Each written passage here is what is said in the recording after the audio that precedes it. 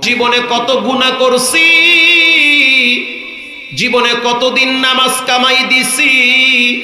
কেউ যদি গুনার ময়লা নিয়ে কবরে যায়, আল্লাহর রাসূল বলেন ওই কবরের দুই পাশের মাটি এমন জোরে চাপ মারবে, কবরের দুই পাশের মাটির চাপে শীতের ভিতরে হাড্ডি ভেঙ্গে একাকার করে দিবে। কবরের আযাব থেকে যদি বাঁচতে চান তাহলে নামাজ ছাড়া যাবে না, হারাম খাওয়া যাবে না, মা বাবার সাথে বেয়াদবি করা যাবে না। জীবনে শেষবারের মতো তওবা করে নেন, কালকে হয়তো আপনার জন্য সকাল হতে পারে, পরকালও হতে পারে। আসসালাতু ইমাদুদ্দিন মান আকামাহা আকামাদ্দিন। নামাজ হলো দ্বীনের খুঁটি। এই প্যান্ডেল সাজাইতে গিয়া গোড়ায় গোড়ায় খুঁটি আছে না নাই? ঠিক তেমনি ভাবে ইসলামের খুঁটি হলো নামাজ। যে নামাজ ছেড়ে দিল সে ইসলামের খুঁটিটা ভেঙ্গে দিল। যে নামাজ ছেড়ে দিল তার জীবনকে সে সংকীর্ণ করল। বিনয়ের সহিত বলি, অনুরোধ করে বলি, জীবনে কখনোই নামাজ ছাড়বেন না। সর্বশেষ কথা হলো, একটা মানুষ যখন মৃত্যুর দরওয়াজায় চলে যায়, ওই সময় শয়তান তারে বারবার ধোঁকা দেয় বেঈমান বানানোর জন্য। যদি লোকটা নামাজিওয়ালা না হয় তখন তার আফসোসের কোনো শেষ থাকে না। সে বারবার চিন্তা করে আমি নামাজটা কেন পড়লাম না। কারণ মৃত্যুর গড়গড়ানি শুরু হয়ে গেলে তখন তওবা কবুল হয় না। মুমিনের মৃত্যুর গড়গড়ানির আগ পর্যন্ত তওবার দরওয়াজা খোলা থাকে। রাসূলুল্লাহ বদরের ময়দানে, উহুদের ময়দানে নামাজের জন্য রক্ত ঝরাইল। ও নবীর উম্মত, আজ তোমার সামনে মসজিদ দাঁড়ায় থাকে, ইমাম সাহেব 13 জন নিয়ে নামাজ পড়ে, তুমি চোখের সামনে হেডফোন কানে লাগায়া ল্যাংটা নাচ গান দেখতে দেখতে বাড়িতে যাও, মসজিদে যাও না, অপেক্ষায় থাকো। মসজিদের কোনার পালকিটা টাইম মতো তোমার বাড়িতে ঠিকই হাজির হয়ে যাবে। আল্লাহর নবীর নামাজ কেমন নামাজ শুনে নেন। নামাজের প্রতি নবীজির কি যত্ন ছিল। হাদিসের একটি ঘটনা বলে আমি আপনাদেরকে নিয়ে দোয়ার দিকে চলে যাব। গভীর রাত, মা আয়েশা রাদিয়াল্লাহু তাআলা আনহা বলেন, আমি আর রাসূলুল্লাহ একই জায়গায় শুয়ে রইলাম। আমার হাতের ভিতরে পানি লাগছে, আমি আর সহ্য হয়ে গেছি। আমার হাতে পানি কোথা থেকে লাগলো? আমি মনে করলাম মস্কের পানিগুলা বুঝি গড়ায় গড়ায় পড়ে গেছে। আমি হাতটা বাড়ায় দেখলাম যে না, এটা তো মস্কের পানি না, মস্কের পানি মস্কের ভিতরে আছে। আমি তাকায় দেখলাম মস্কের পানি গড়ায় পড়ে নাই, বরং রাসূলুল্লাহ সিজদায় পড়ে আছে। তার চোখের পানি গড়ায় গড়ায় মাটি স্পর্শ করে। আল্লাহু আকবার। মা আয়েশা বলেন, রাসূলুল্লাহ এমন ভাবে সিজদায় পড়ে আছে, জানান্তু হাত্তা কাবদাতার রূহাহু। আমি মনে করলাম রাসূলুল্লাহ বুঝি সিজদার ভিতরে মারা গেছে।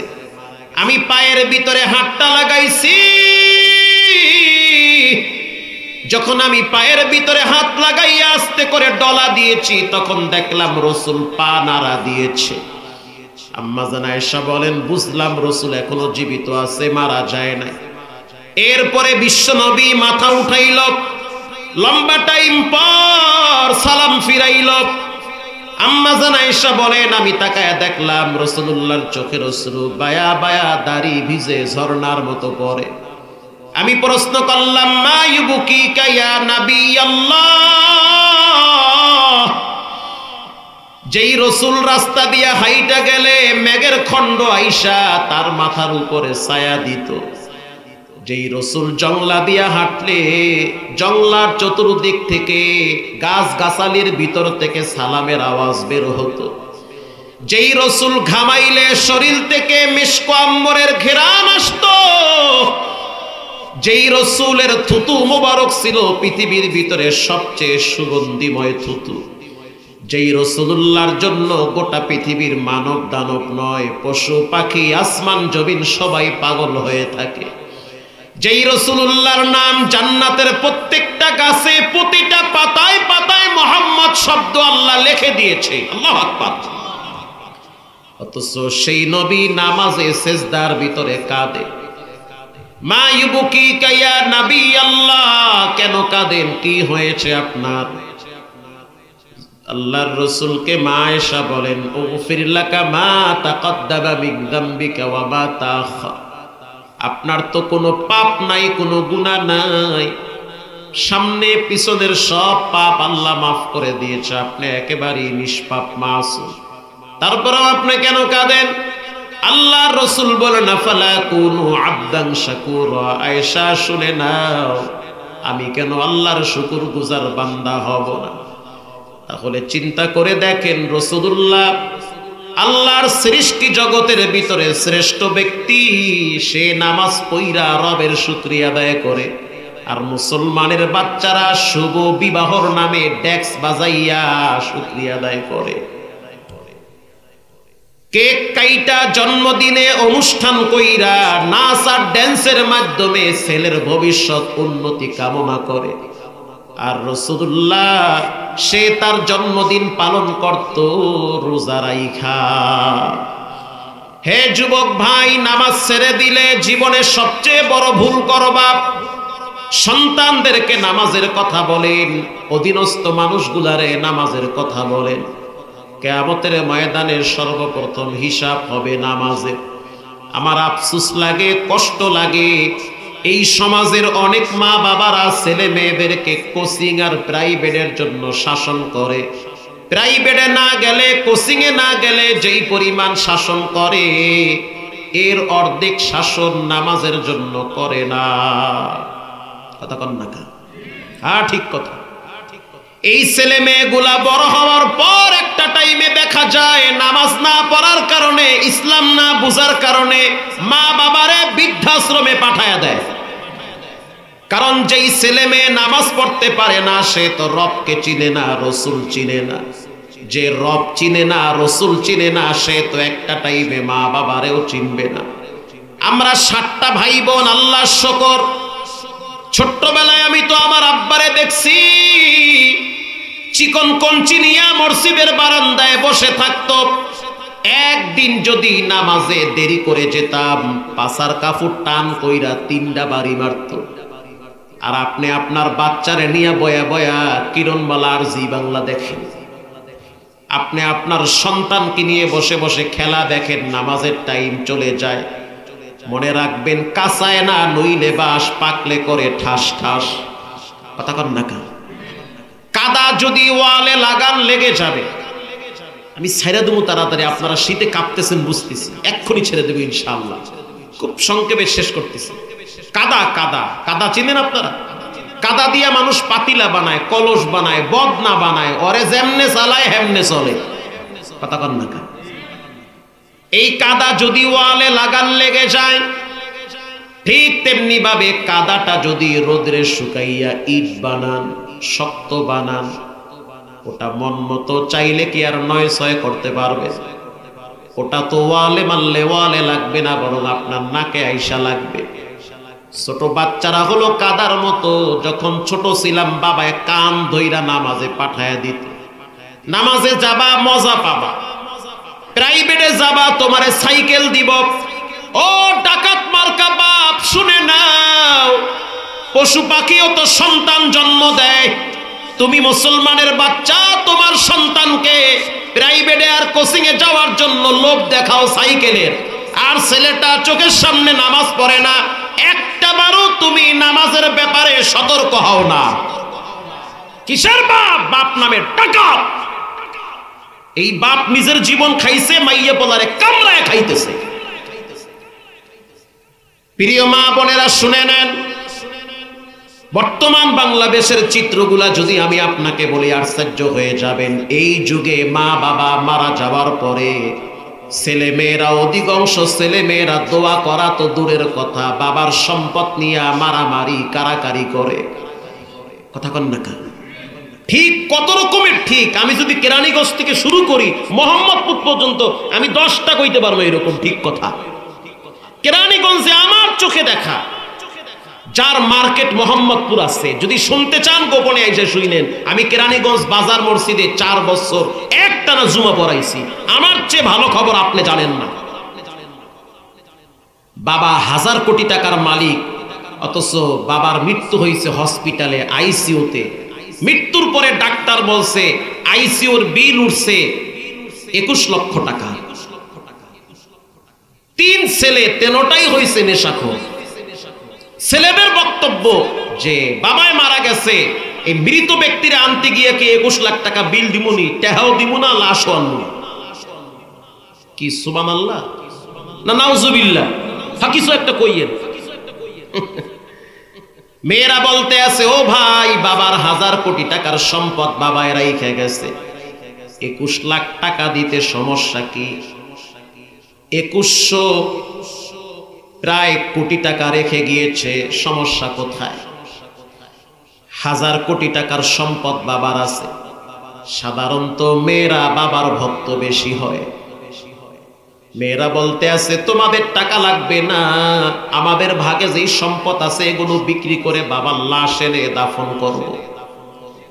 এটা হলো বাস্তব দুনিয়া। ছেলে মেয়েদেরকে যত দিবেন, যত খাওয়াবেন, ততই লাগবে, তাদের মুখে আপনি শুকরিয়া পাবেন না। করছে কি আব্বা? ওই জায়গাটা না বেচলে আজকে আমাকে এই অবস্থা হইতো, বেচে খাইছে বাপে, এই কয়। ওই দোহান বেচে খাইছে, ঢাকায় একটা ফ্ল্যাট আসছিল, ওয়াও বেচে খাইছে বাপ। আমি তো আমার আব্বারে কইছি, যা আছে সব বেচে খান, প্রয়োজনে আমারও বেচেন, খাইয়ে লইয়ে মরেন।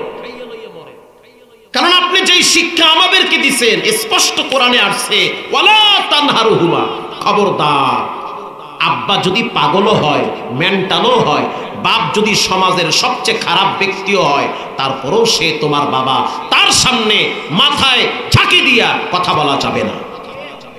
কথা ঠিক না বে ঠিক? এটা কোরআনের। বাবা আছেন, সন্তানদেরকে কোরআন চিনান। যেই বাপ সন্তানকে রব চিনাবে, কোরআন চিনাবে, ওই মালিক সন্তানের কলিজায় বাবার প্রতি শ্রদ্ধা, ভালোবাসা বাড়ায়া দিবে। এজন্য আজ থেকে অনুরোধ করে বলি, জীবনে কোনোদিন নামাজ ছাড়বো না, হারাম খাবো না, মা বাবার সাথে বেয়াদবি করবো না। গত বছর আপনারা দেখছেন, ঢাকা থেকে লঞ্চ বরিশালে যাওয়ার সময় লঞ্চে আগুন লাগছে, অথচ নিচে পানি, লঞ্চের ভিতরে কেমনে আগুন লাগলো? এত পানি থাকার পরেও তো সেই আগুন নিবানো সম্ভব হওয়া কঠিন হয়েছে। আল্লাহর যদি সিদ্ধান্ত হয়, নিজের ঘরে হঠাৎ সিলিন্ডার বাস্ট হইয়া একসাথে 7 জন মারা যায়, ঠিক না বেঠি? আবার আল্লাহ যদি কাউরে বাঁচায় রাখে, বাসের ভিতরে 30 জন ছিল, 21 জন মারা গেছে, আল্লাহ পাক 9 জনের গায়ে একটা টোকাও লাগতে দেয় নাই। বলেন বাঁচানেওয়ালাকে?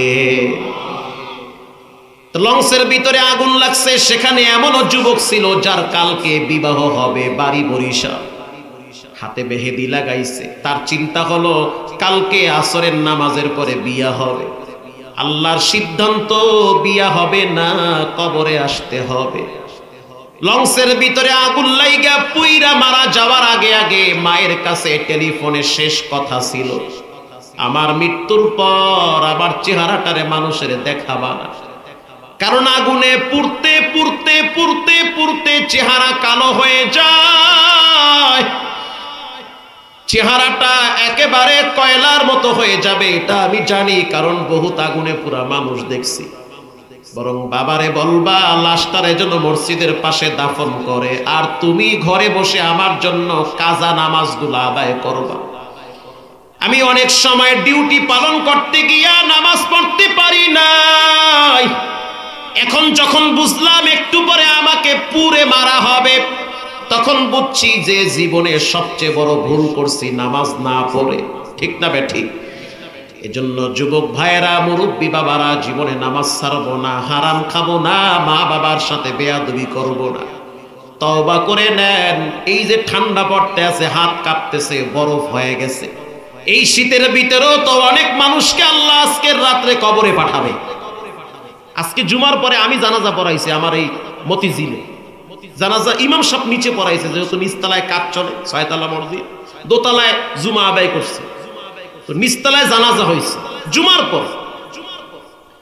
চিন্তা করলাম এই ঠান্ডার ভিতরে লাশ গোসল করাইয়া কবরে রাখবে, পাতলা 3টা কাপড় পরাইয়া ঠান্ডা মাটিতে শোয়ায় রাখবে। এই জায়গায় অনেকের আব্বা আম্মা ঘুমায়, আপনি তো ঘরে গিয়া ল্যাপ আর কম্বল গায়ে দিয়া ঘুমাবেন। একটু নিজেরে ওই জায়গায় চিন্তা করেন, যদি আপনি কবরে থাকতেন আপনার সিচুয়েশনটা কত ভয়াবহ থাকতো। আজ থেকে খাঁটি দিলে তওবা করে নেন। জীবনে কত গুনাহ করছি, জীবনে কতদিন নামাজ কামাই দিছি। কেউ যদি গুনার ময়লা নিয়ে কবরে যায়, আল্লাহর রাসূল বলেন ওই কবরের দুই পাশের মাটি এমন জোরে চাপ মারবি, কবরের দুই পাশের মাটির চাপে শীতের ভিতরে হাড্ডি ভেঙ্গে একাকার করে দিবে। কবরের আযাব থেকে যদি বাঁচতে চান তাহলে নামাজ ছাড়া যাবে না, হারাম খাওয়া যাবে না, মা বাবার সাথে বেয়াদবি করা যাবে না। জীবনে শেষবারের মতো তওবা করে নেন। কালকে হয়তো আপনার জন্য সকাল হতে পারে, পরকালও হতে পারে। জীবনে হারাম খাবো না, বেয়াদবি করব না, আলেমদের সাথে দুশমনি করব না, দেশের বিরুদ্ধে ষড়যন্ত্র করব না, মাদ্রাসা মসজিদের সাথে দূরত্ব রাখবো না। দিলটা যদি ভালো হয় তওবার নিয়াইতে দুইটা হাত আল্লাহকে দেখায়া দেন। নারায়ে তাকবীর। আয় আল্লাহ, এই হাতগুলা জীবনে একবার খানায় কাবার গিলাফের সাথে লাগায়া দেন। জীবনে একবার এই হাত দিয়া জমজমের কিনারায় দাঁড়াইয়া পানি পান করার তৌফিক দেন, বলেন আমিন।